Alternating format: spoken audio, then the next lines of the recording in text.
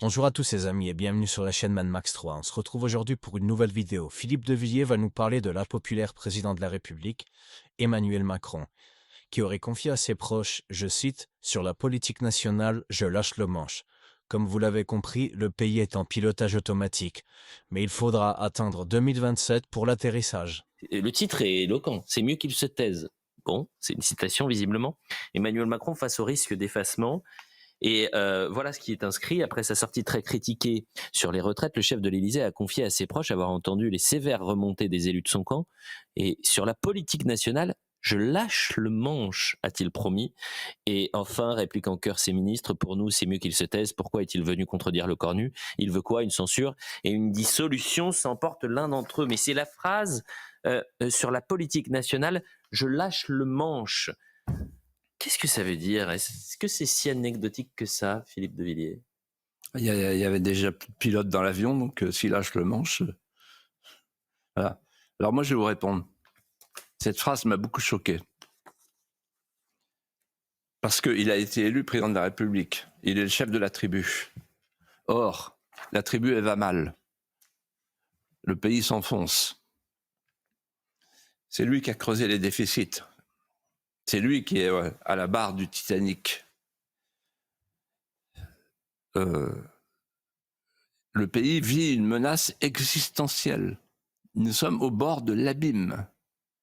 Et c'est au moment où le pays est au bord de l'abîme que lui, comme un dilettante,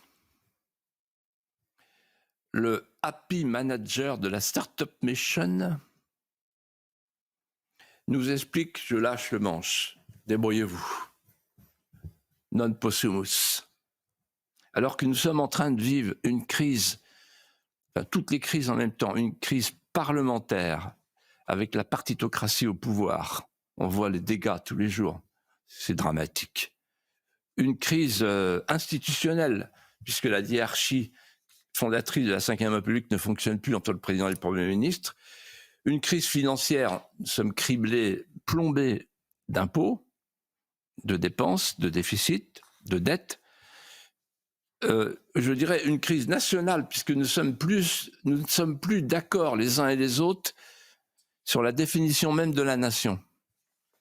Il y a ceux qui veulent la post-France, l'anti-France, la France résiduelle, et même une crise sociétale, puisque nous ne sommes plus d'accord sur les repères de la société et sur la définition des murs porteurs.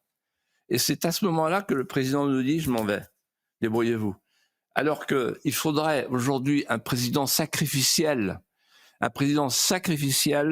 qui accepte d'être au banc d'infamie et pour dire aux Français nous allons relever le pays et tant pis si je suis au banc d'infamie de l'État profond européen, parce qu'il faut quitter cette Europe qui est en train de nous tuer à petit feu.